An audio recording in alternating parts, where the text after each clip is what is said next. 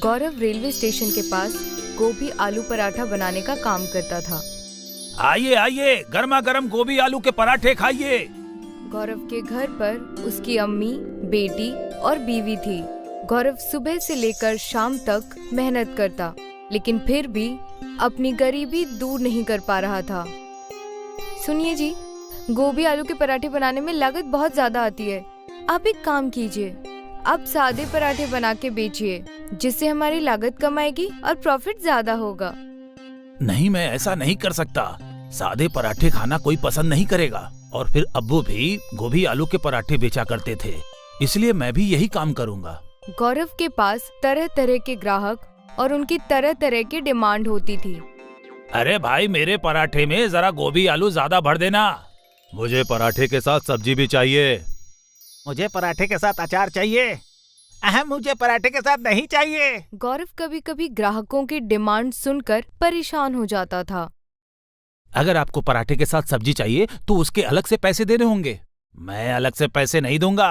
देख रहे हो भाइयों, ये मियाँ सब्जी के पैसे अलग से मांग रहे हैं। चलो चलो, हमें यहाँ खाना नहीं खाना है। सुनिए तो, आप लोग कहाँ जा रहे हैं? रुकिए तो सही। एक दिन गौरव बहुत निराश होकर घर पहुंचा। क्या हुआ? ठेले पे लोगों की संख्या लगातार कम होती जा रही है। ग्राहक पैसे देना नहीं चाहते, लेकिन उन्हें सब्जी, अचार, दही सारे पराठों के साथ उन्हें चाहिए। चलिए कहीं बाहर घूमने चलते हैं, थोड़ा मूड फ्रेश हो जाएगा। हमारे पास इतने पैसे तो नहीं है कि किसी टूरिस्ट प्लेस पे घूमने जाएं। तुम्हारे घर ही घूमने चलते हैं। गौरव अपने ससुराल में घूमने गया, जो गांव में थी। रास्ते में गौरव और उसकी बीवी को प्यास लगी। उन्हें कहीं से बाहर गिरने की आवाज सुनाई दी। ये झरने की आवाज तो पूरब दिशा की ओर से आ रही है। गौरव और उसकी बीवी पूरब की ओर चलते गए। झाड़ियों के पार उन्हें एक बहार मिली। ये बहार तो बेहद खूबसूरत है। गौरव और उसकी बीवी ने जी भरकर पानी पीकर प्यास बुझाई और हाथ पैर भी धोए। जब वो चलने के लिए तैयार हुए तो उन्हें किसी के कराहने की आवाज सुनाई दी। ये कराहने की आवाज बहार के पीछे से आ रही है। बहार के अंदर घुस के देखना होगा, तभी पता लगेगा कि उस पार कौन है। लेकिन बहार के अंदर घुसना खतरनाक भी हो सकता है। क्या पता ये किसी तरह का जाल हो। तभी बाहर में से आवाज आई, ये किसी तरह का जाल नहीं है, मेरी मदद करो। मैं एक साधु हूँ, मुझे कैद से आजाद करो। मुझे बहार के पार जाना ही होगा बेगम। अगर मैं वहाँ कैद होता तो मैं नहीं चाहता कि मुझे भी कोई कैद से आजाद करे। गौरव बहार के पार गया तो उसने देखा कि एक बाबा एक कटीले खंभे से बंधे हुए थे। बाबा की पीठ से खून बह रहा था। तुम कौन हो और यहाँ कैसे कैद हो गए? मैं सब कुछ बताऊंगा, पहले तुम मुझे कैद से आजाद करो। गौरव ने रस्सी खोल दी और बाबा आजाद हो गए। तुम्हारा बहुत बहुत शुक्रिया। मैं एक साधु हूँ और मेरे पास तिलस्मी ताकत है। मैं इंसान की मुरादें पूरी कर सकता हूँ। कुछ लोगों ने मेरा गलत फायदा उठाने की कोशिश की। जब मैंने उनकी बात नहीं मानी, तब उन्होंने मुझे इस बहार के पीछे कैद कर दिया। अगर तुम्हारे पास तिलस्मी ताकत है तो खुद तुम उससे आजाद क्यों नहीं हो पाए? मैं अपनी ताकत का इस्तेमाल खुद के लिए नहीं कर सकता। ठीक है साधु महाराज, अब मैं चलता हूँ। मुझे अपने ससुराल पहुंचना है, मुझे देर हो रही है। तुम खाली हाथ क्यों जा रहे हो? तुमने मेरी मदद की है, मैं तुम्हारी क्या मदद कर सकता हूँ? अगर तुम्हारी कोई ख्वाहिश हो तो बता दो। नहीं साधु जी, मैं अपनी मेहनत और लगन से जीवन में कुछ हासिल करना चाहता हूँ। साधु बाबा से बहुत खुश हुआ और उसने मन ही मन गौरव को बहुत सारी बरकतें दी। गौरव अपने ससुराल से लौटने के बाद फिर से अपने गोभी आलू के पराठे बनाने के धंधे में लग गया। आइए आइए, गर्मा गर्म गोभी आलू के पराठे खाइए। आइए आइए। ग्राहक फिर से तरह तरह की डिमांड करने लगे। अरे भाई, मुझे पराठे के साथ सब्जी भी चाहिए। सब्जी तो नहीं है। तभी अचानक उस आदमी के पराठे में से सब्जी निकलने लगी। मुझे पराठे के साथ दही चाहिए। मेरे पास दही नहीं है। लेकिन तभी उस आदमी के पराठे में से दही निकलने लगा। मुझे पराठे के साथ अचार चाहिए। मेरे पास अचार नहीं है। लेकिन तभी तीसरे आदमी के प्लेट में से अचार निकलने लगा। सारे लोगों का दिमाग चकरा गया। ये सब क्या हो रहा है? मैंने लोगों को सब्जी, दही, अचार नहीं दिया, तो भी इनके प्लेट में तीनों चीजें कहाँ से आ गईं? तभी वहाँ वही बाबा आए जिन्हें गौरव ने बाहर के पीछे जाकर आजाद किया था। बेटा, जरा 2 पराठे लगा देना, सब्जी, दही और अचार के साथ। इतना कहकर बाबा अदृश्य हो गए। गौरव समझ गया कि ये सारा चमत्कार उन बाबा की वजह से हो रहा है। गौरव की रेहड़ी पर लोगों की भीड़ लग गई। सभी पराठे खाने के लिए वहाँ टूट पड़े। वे पराठे के साथ सब्जी, दही, अचार और जो भी मांगते वही पराठों में से निकलने लगता और थाली में आ जाता। गौरव ईमानदारी से सिर्फ पराठों के पैसे लिया करता। कुछ ही दिनों में गौरव लखपति बन गया। गौरव ने सबको सच सच बताया कि ये चमत्कार एक बाबा की वजह से हो रहा है, जिसे गौरव ने बाहर के पीछे के कैद से आजाद किया था। वे बाबा बाहर के पास ही ध्यान में लीन होकर तपस्या करने लगे। गौरव के बराबर में दीपक नाम का एक आदमी ठेला लगाता था। दीपक भी पराठे बेचता था। दीपक ने सोचा कि अगर वो भी गौरव की तरह वरदान प्राप्त कर ले तो वो भी जल्दी अमीर हो जाएगा। दीपक गौरव के पास गया और उसने बातों बातों में वो जगह पूछ ली जहाँ बाहर था। दीपक बंदूक लेकर बाबा के पास पहुँच गया। तुम कौन हो और यहाँ क्यों आए हो? सुन बड़ाओ, मेरा नाम दीपक है और मैं गौरव के सामने ठेला लगाता हूँ। तूने गौरव को तोहफा देके बहुत बुरा किया। तुम गलत समझ रहे हो। गौरव एक भला और मेहनती आदमी है। उसने मुझसे कोई तोहफा नहीं मांगा था। मैंने उसे सुखी रहने की बरकतें दी है। समझ गए ना? मेरे सामने ज्यादा बड़बड़ मत कर बुड्ढे। चुपचाप मुझे भी लखपति बनने की बरकतें दे, वरना बंदूक से तेरा भेजा उड़ा दूंगा। इस तरह से बरकतें नहीं मिला करती है। लगता है तू ऐसे नहीं मानेगा। दीपक ने बाबा की गर्दन पकड़ ली और उनकी गर्दन को दबाते हुए कहा, जल्दी बरकत दे, वरना मैं तेरा काम तमाम कर दूंगा। ठीक है, मैं तुझे बरकतें देता हूँ। दीपक ने लौटकर बहुत खुश होकर अपनी रेहड़ी लगाई। दीपक ने जब ग्राहकों को प्लेट में पराठे रखकर दिए तो प्लेट में पराठों के ऊपर सांप बिलबिलाने लगे। जितनी बार भी दीपक ने प्लेट पे पराठा रखा, हर बार अंजाम वही हुआ। लोगों ने दीपक के पराठे बिल्कुल ही खाने छोड़ दिए। अब सारे ग्राहक गौरव की रेहड़ी पर जाने लग गए और गौरव ने देखा कि ग्राहकों की संख्या बहुत बढ़ गई है। तो गौरव ने 2 नौकरों को रखकर एक रेस्टोरेंट खोल लिया और इस तरह अपनी मेहनत और लगन के भरोसे पर खुशहाल जीवन बिताने लगा। लक्ष्मणपुर कस्बे में छतन सिंह अपनी बेगम और अपने बच्चों के साथ रहा करता था। छतन सिंह की एक बड़ी बेटी स्वाति पढ़ी लिखी और सुशील लड़की थी। बस स्वाति की शादी हो जाए, मेरे सर से सारी तकलीफें कम हो जाएंगी। आप इसकी फिक्र क्यों कर रहे हैं जी? स्वाति अच्छी लड़की है, उसकी शादी जरूर एक अच्छे घराने में होगी। आप निश्चिंत होकर अपने काम पर जाइए, मैं खाना स्वाति के हाथों भेज दूंगी। छतन सिंह एक किराने की दुकान में नौकरी किया करता था और हमेशा अपने मालिक के ताने और ग्राहकों से डांट सुना करता था। मुझे 1 किलो बासमती चावल दे देना, आज घर पर बिरयानी बनानी है। अरे वाह बहन जी, ये बड़ी अच्छी बात है। 1 किलो बासमती चावल पूरे 200 रुपए के हैं, पैसे दीजिए। 200 रुपए? तुम्हारा दिमाग खराब तो नहीं हो गया है? 200 रुपए चावल कैसे हो सकते हैं? आस पड़ोस की दुकानों में तो 120 रुपए किलो है।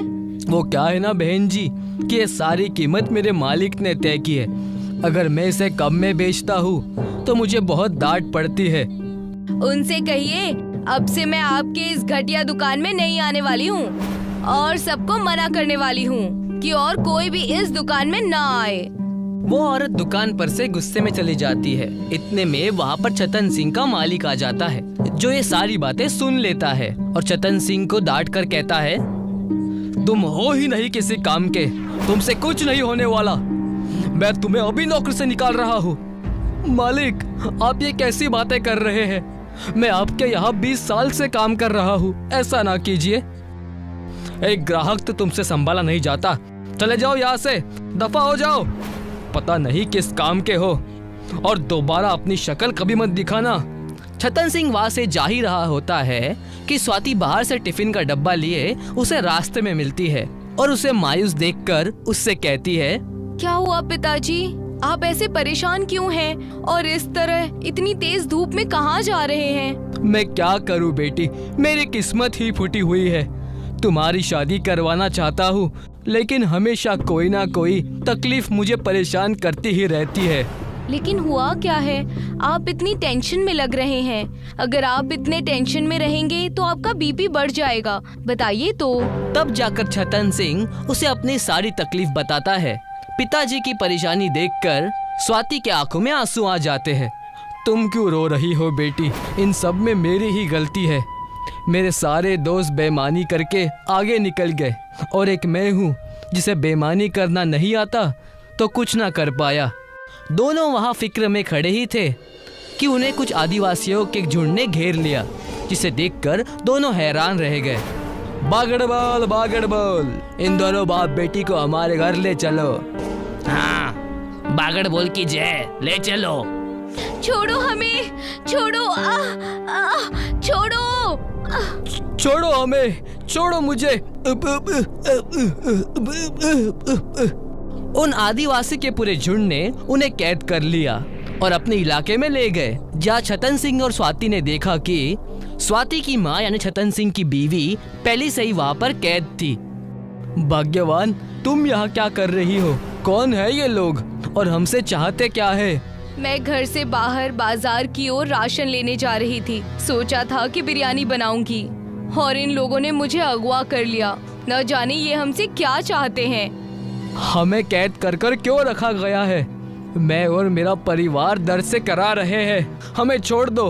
हमसे चाहते क्या हो? तुम छतन सिंह हो ना, जो उल्टा पैदा हुआ है, और वही छतन सिंह जिसने कभी कोई चोरी का काम ही नहीं किया। जी, मैं वही छतन सिंह हूँ, लेकिन तुम मेरा नाम और ये सब कैसे जानते हो? तुम हो कौन? तुम मेरी बातें छोड़ो, इस पत्थर को देख रहे हो? इस पत्थर का मैं क्या करूं? इस पत्थर पे से तुम्हें 10 बार छलांग लगानी है। अगर तुम इसमें कामयाब होते हो तो मैं तुम्हें एक तोहफा दूंगा। तब तुम मेरे परिवार को छोड़ दोगे? मेरा वादा है तुमसे। उन आदिवासियों ने मुखिया के कहते ही छतन सिंह को छोड़ दिया और छतन सिंह उस बड़े से पत्थर पे से छलांग लगाने लगा। जैसे ही 10 छलांग छतन सिंह के पूरे हुए, वो पत्थर एक खूबसूरत लड़के में बदल गया। उस लड़के को देख के सारे आदिवासी झूमने लगे। मेरा बेटा वापस आ गया। शुक्रिया तुम्हारा। बागड़ बोल महाराज की जय। मैं उनका हमेशा आदर करूंगा। ये हुई ना बात, लल्लन अब वापस आ गया। ये सब क्या है? कोई मुझे समझाएगा? चोरी और लालच के श्राप के वजह से मेरा बेटा पत्थर बन गया था। ये श्राप से तभी रिहा हो सकता था जब कोई उल्टा पैदा हुआ इंसान जो ईमानदार और सच्चा हो इस पत्थर पे से 10 छलांग लगा लेता, तो जो तुमने आज कर दिया। पिछले 2 सालों में ना जाने में कितने लोगों को लेकर आया। तुम्हारा काम हो गया तो अब क्या हम यहाँ से जा सकते हैं? मेरा खानदान पहले से ही बेहद परेशान है और तुमने उनका और तमाशा बना रखा है। छोड़ो हमें अब। ऐसे कैसे जाओगे? तुम्हारा तोहफा तो लेते जाओ। उस आदिवासी मुखिया ने अपने आदमियों को इशारा किया। वहाँ से उनमें से एक चमकता हुआ हैंडपंप लेकर आ गया। तुमने हमें इतना परेशान किया इस हैंडपंप के लिए? ये कोई मामूली हैंडपंप नहीं है, ये जादुई हैंडपंप है। जब तुम इसे चलाओगे तो इसमें से तुम्हारी मन पसंदीदा चीज निकलेगी। क्या सच? और तुम ये मुझे दे रहे हो? हाँ, तुमने मेरे ऊपर इतना बड़ा एहसान जो किया है, मेरे बेटे को वापस लाकर। लेकिन इस हैंडपंप का इस्तेमाल कैसे करना है और इससे क्या होगा? इस हैंडपंप को तुम एक महफूज जगह पर जाकर लगा देना और इसके ऊपर थोड़ा सा पानी फेंक देना। जब भी तुम हैंडपंप चलाओगे उसके अंदर से तुम्हारी मन पसंदीदा चीज निकलेगी। उस आदिवासी से छतन सिंह का परिवार हैंडपंप लेकर आता है और वहाँ से चला जाता है। छतन सिंह अपने घर के आंगन में उस हैंडपंप को लगा देता है। स्वाति एक ग्लास में पानी लाकर छतन सिंह को देती है। देर किस बात की? आप इस हैंडपंप को चला दीजिए, कुछ न कुछ जरूर अच्छा होगा। छतन सिंह जैसे ही उसके अंदर पानी डालता है, उसके अंदर से बिरयानी निकलने लगती है, जादुई हैंडपंप की बिरयानी, जिसे देखकर सब हैरान रह जाते हैं। पिताजी, ये देखिए, हैंडपंप से बिरयानी निकल रही है। इसका मतलब उन आदिवासियों की बात सच निकली। हे मालिक, तेरा लाख लाख शुक्र है। हमारी सारी मुसीबत का हल निकल गया। किसी ने सोचा था कि मेरे उल्टा पैदा होने और अच्छे काम करने के वजह से ये फल हमें मिलेगा। उसी दिन से छतन सिंह अपना एक छोटा सा ढाबा खोल देता है, जिसका नाम वो हैंडपंप बिरयानी रखता है। देखते ही देखते छतन सिंह की सारी तकलीफें दूर हो जाती है। सारे कस्बे में छतन सिंह के हैंडपंप बिरयानी की वाहवाही होती है। एक दिन छतन सिंह का पुराना मालिक उसे मिलता है। भाई साहब, बहुत दिनों से कुछ नहीं खाया, मुझे बिरयानी मिलेगी? लोगों से सुना है कि आप मुफ्त में भी दे देते हैं। जैसे ही छतन सिंह पलटता है तो देखता है कि उसके पुराने मालिक की हालत भिखारी की तरह हो गई है। मालिक, आपकी ये हालत कैसे हुई? मैं अभी आपको बिरयानी देता हूँ। तुम इतने बड़े आदमी कैसे बन गए? लोगों को हमेशा मैं लूटता रहा और मेरा ये हाल हो गया। सारी दुकान और जमीन मिट्टी में मिल गई। जैसे ही छतन सिंह ने हैंडपंप चलाना शुरू किया, उसमें से बिरयानी निकलने लगी और उसने अपने पुराने मालिक को परोस कर खिलाया। ऐसे ही छतन सिंह सबकी मदद करने लगा और अपने हैंडपंप बिरयानी से अपनी जिंदगी ऐशो आराम से बिताने लगा। और उसने अपनी बेटी स्वाति की शादी भी अच्छे घराने में कर दी।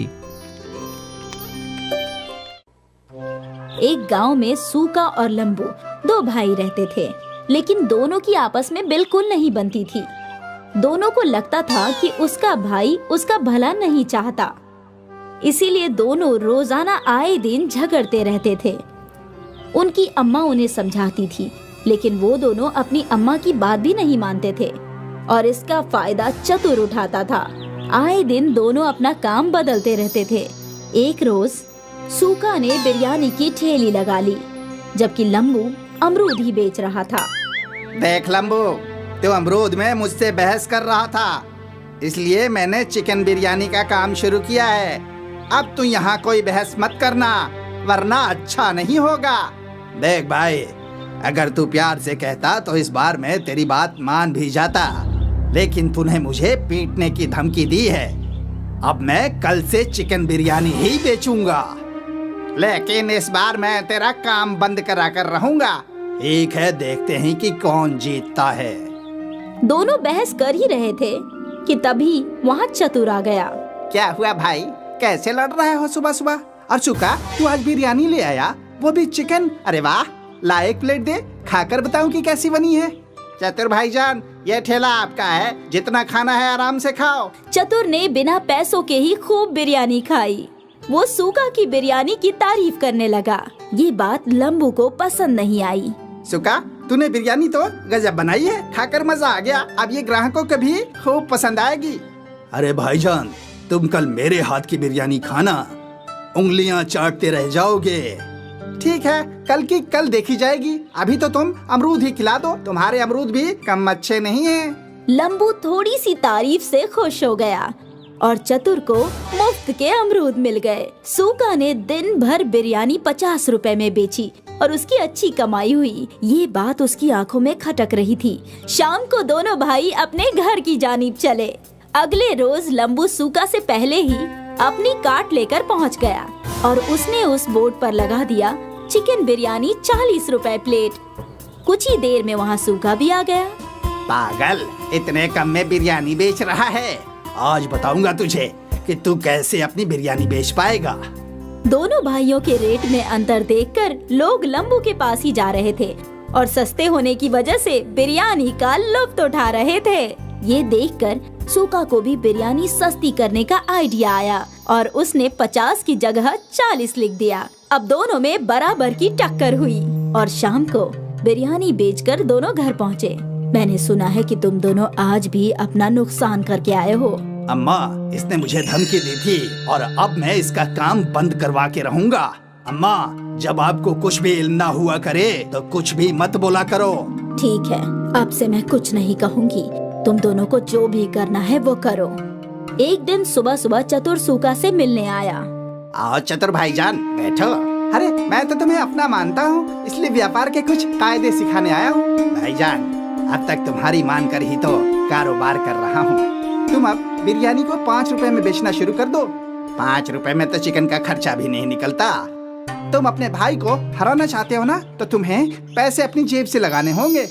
लेकिन मेरे पास तो पैसे ही नहीं है। तुम्हारे ये भाई कब काम आएगा? जितने पैसे तुम्हें चाहिए मैं दूंगा। जब तुम कुछ कमा लो तो मुझे वापस कर देना। चतुर ने सूका को कर्जा दे दिया और सूका ने 5 रुपए चिकन बिरयानी का बोर्ड लगा दिया। उसके पास लाइन लग गई। लोग टोकन लेकर अपनी बारी का इंतजार कर रहे थे। लंबू ये देखकर दुखी हो रहा था। तभी वहाँ पर चतुर पहुँच गया। क्या हुआ लंबू, तुम मायूस क्यों हो? अंजाम सामने है और आप मुझसे मायूसी की वजह पूछ रहे हो। तो तू भी 5 रुपए में बिरयानी बेचनी शुरू कर दे। मेरे पास इतने पैसे ही नहीं है। ना जाने सूका के पास पैसे कहाँ से आ गए। तुम फिक्र मत करो, मैं तुम्हें कर्ज देता हूँ और तुम भी अब 5 रुपए में बिरयानी बेचना शुरू कर दो। चतुर ने लंबू को भी कर्जा दे दिया और दोनों भाई 5 रुपए में चिकन बिरयानी बेचने लगे। आइए आइए, 5 रुपए में चिकन बिरयानी खाइए। आइए आइए, 5 रुपए में चिकन बिरयानी खाइए। एक प्लेट में चिकन के 4 बोटियाँ, जायकेदार और किफायती चिकन। एक प्लेट में 5 बोटियाँ और सिर्फ 5 रुपए में। दोनों भाइयों की दुश्मनी का लोगों ने जमकर फायदा उठाया और 5 रुपए में भरपेट बिरयानी खाए। आज दोनों भाई दोपहर को ही सारी बिरयानी बेचकर घर पहुँचे। कितना कमाया आज। सूखा और लंबू ने अम्मी जान को सब कुछ सच बताया। अच्छा, तो तुम दोनों को पैसे चतुर ने दिए थे। अब तुम खुद सोच लो कि वो क्या चाहता है। अम्मा, हमें माफ कर दो। हाँ अम्मा, हम आज से आपस में नहीं लड़ेंगे। जितना हम लड़ाई करते रहेंगे उतना दूसरे लोग फायदा उठाएंगे। हाँ अम्मा, हमें ये आज समझ में आ गया है। अब हम मिलकर काम करेंगे और चतुर को सबक सिखाएंगे। दोनों भाइयों ने एक ही कार्ड पर बिरयानी लगाई और बोर्ड लगाया लंबू सूखा बिरयानी वाला। अगले रोज वो दोनों पहुंच गए। जब चतुर ने अगले रोज जाकर देखा तो उसके होश फाख्ता हो गए और उसने इत्तिहाद को देखकर वहाँ से दूर भाग जाना ही बेहतर समझा। दोस्तों, इससे हमें सबक मिलती है कि हमें आपस में इत्तिहाद बनाकर रखनी चाहिए, वरना कोई और इसका फायदा उठा जाएगा। और साथ ही चापलूसों से होशियार रहना चाहिए, वरना जल्द ही डूब जाओगे। रतनपुर गांव के 3 दोस्त रमेश, सुरेश और मुकेश शहर जाकर पैसे कमाने का निश्चय करते हैं। रमेश, सुरेश और मुकेश बचपन के साथी होते हैं और तीनों में बहुत मोहब्बत होती है। लेकिन रतनपुर गांव में उन्हें नौकरी नहीं मिल रही होती है, इसलिए तीनों शहर की ओर निकल जाते हैं। 4 दिनों तक लगातार बारिश होने की वजह से बहुत लोगों का बहुत नुकसान हो चुका है। मेरे पास तो जो बचे खुचे पैसे थे वो भी खत्म हो चुके हैं। शहर जाकर कोई नौकरी मिल जाए तो ही गुजारा हो पाएगा। हाँ भाई, मेरा भी हाल कुछ ऐसा ही है। बारिश ने तो हमारी पूरी फसल बर्बाद कर दी। अब घर पर खाने के भी लाले पड़े हैं। बारिश में तो मेरा घर ही ढह गया। अब मेरे माँ बाप इस इंतजार में हैं कि मैं शहर जाकर कुछ पैसे कमा कर लाऊं तो वापस अपना घर बनवा सकूं। वो तीनों चलते चलते एक नदी के सामने पहुंच जाते हैं। उस नदी के ऊपर एक पुल बना था, पर बारिश ज्यादा होने के कारण पुल टूट जाता है। अरे भाई, ये पुल तो टूट गया है। शहर तो नदी के उस पार है। अब हम नदी कैसे पार करेंगे? हाँ, यहाँ तो कोई नाव भी नजर नहीं आ रही है और हमारा शहर जाना बहुत जरूरी है। अब हम क्या करें? क्या हमें तैर कर नदी पार करनी होगी? मुझे तो कोई और रास्ता नहीं दिखता। लगता है हमें तैर कर ही नदी पार करनी पड़ेगी। और बारिश के कारण नदी में पानी भी बहुत ज्यादा है, इसीलिए हमें सावधानी बरतनी होगी। रमेश, सुरेश और मुकेश उस नदी में कूद जाते हैं। नदी में पानी बहुत ज्यादा हो जाता है। इस वजह से उन्हें बहुत परेशानी होती है और जान का खतरा होता है। बड़ी मुश्किल से वो तीनों दूसरी छोर तक पहुंचते हैं। वहां पहुंचते ही सुरेश के हाथ में एक चिराग होता है। सुरेश, ये तुम्हारे हाथ में क्या है? तुम्हें ये नदी में मिला क्या? हाँ यार, तैरते वक्त ये चीज मुझसे टकराई तो मैं इसे लेकर आ गया। देखने में तो किसी चिराग की तरह लग रहा है। हम इसे बेचकर पैसे कमा सकते हैं। ये तो अलादीन के चिराग की तरह लग रहा है। सुरेश, इसे रगड़ कर देख, शायद इससे जिन बाहर आ जाए। सुरेश उस चिराग को रगड़ता है और उसके अंदर से सच में एक जिन बाहर आ जाता है, जिसे देखते ही मुकेश, सुरेश और रमेश के होश उड़ जाते हैं। इसने मुझे बाहर निकाला, उसका भला हो। इतने दिनों से उस नदी में मुझे बहुत ठंड लग रही थी और बाहर निकलने का जी कर रहा था, पर कोई मिल नहीं रहा था। हुकुम मेरे आका, मैं आपकी क्या खिदमत करूं? सुरेश, मुकेश और रमेश एक दूसरे को देखते हैं और फिर जिन की तरफ अविश्वासी नजरों से देखते हैं। अरे आप लोग बस मुझे देखते ही रहेंगे या कुछ कहेंगे भी? हुकुम कीजिए, आपका हुक्म मेरे सिर आंखों पर। तुम हमारे लिए क्या क्या कर सकते हो? जो आप बोलेंगे वो सब कुछ, मगर हाँ, कोई गलत काम नहीं करता मैं। हम सब शहर जाकर पैसे कमाना चाहते हैं, क्या तुम उसमें हमारी मदद कर सकते हो? हाँ, मैं कर सकता हूँ। मैं पैसे कमाने में आप लोगों की मदद कर सकता हूँ। अच्छा, मगर कैसे? आप तीनों शहर जाकर होटल खोल लो। मुझे जादुई तंदूरी रोटी बनानी आती है। होटल में मैं जादुई तंदूरी रोटी बनाऊंगा और आप तीनों बेचना। फिर देखना, आपके पास पैसे ही पैसे होंगे। मगर हम होटल खोलेंगे कैसे? हमारे पास तो पैसे नहीं है। हमें उधार लेना पड़ेगा। फिर जब हमारे पास पैसे वापस आ जाएंगे तब हम उधार के पैसे चुका देंगे। रमेश, सुरेश और मुकेश जिनको लेकर शहर पहुंच जाते हैं। वहां उधार के पैसों से एक होटल खोलते हैं। उस होटल का नाम जिन खाना रखते हैं और उसकी मशहूर डिश तंदूरी रोटी होती है। जिन जो तंदूरी रोटी बनाता वो बहुत लजीज होती है और लोगों को बहुत पसंद आती है। कुछ ही दिनों में उनका होटल बहुत तरक्की कर लेता है और उनकी बरकत होने लगती है। उनके होटल पर तंदूरी रोटी खाने के लिए लोगों की भीड़ लगने लगती है। जिन, तुमने तो हमारी जिंदगी बदल दी। तुम्हारी जादुई तंदूरी रोटी तो लोगों को बहुत पसंद आई। तंदूरी रोटी में अलग ही जादू है।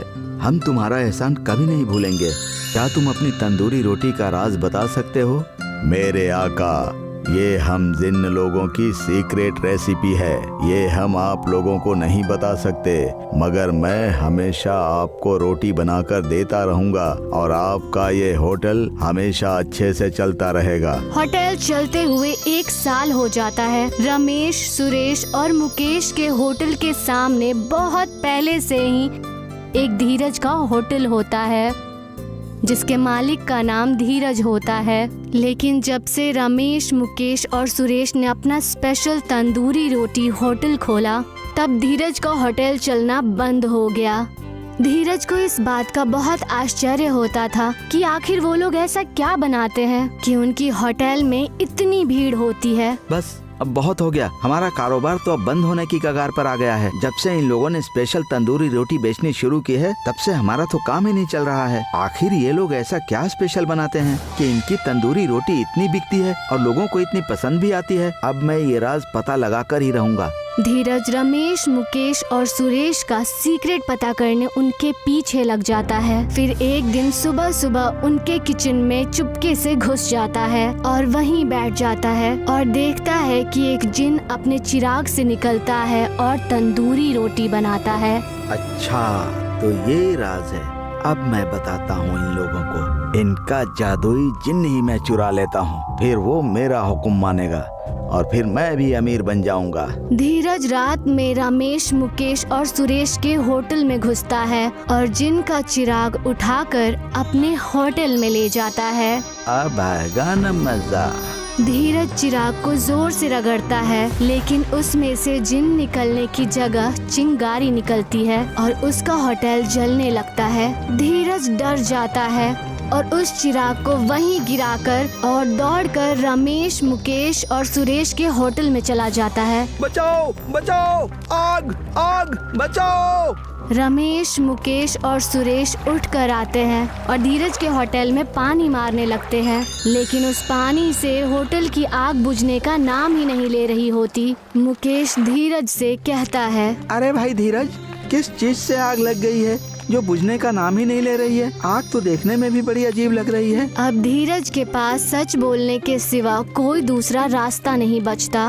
वो तीनों को सारी बातें सच सच बता देता है कि उसने उन लोगों का चिराग चोरी कर लिया था। वो तीनों ये बात समझ जाते हैं कि जिन नाराज हो गया है, इसीलिए धीरज के होटल को जला रहा है। धीरज भाई, हमने तुमसे ये उम्मीद नहीं की थी। चोरी करने की यही सजा होती है। रुको, मैं जिन्न को शांत करने की कोशिश करता हूँ। सुरेश दौड़ता हुआ होटल के अंदर जाता है और जिन के चिराग को उठा कर लाता है। उसे अपने हाथों में रखकर वो जिन को मनाने की कोशिश करता है और उसे शांत होने को कहता है। सुरेश की बात सुनकर जिन शांत हो जाता है और धीरज के होटल की आग बुझ जाती है। जिन वापस अपने चिराग में आ जाता है और सुरेश उस चिराग को ले जाकर अपने होटल में रख देता है। इसके बाद धीरज भी समझ जाता है कि चोरी से कभी भी सफलता हासिल नहीं की जा सकती और वो भी अपने होटल में और मेहनत करने लगता है और रमेश, सुरेश और मुकेश भी खुशी खुशी रहने लगते हैं।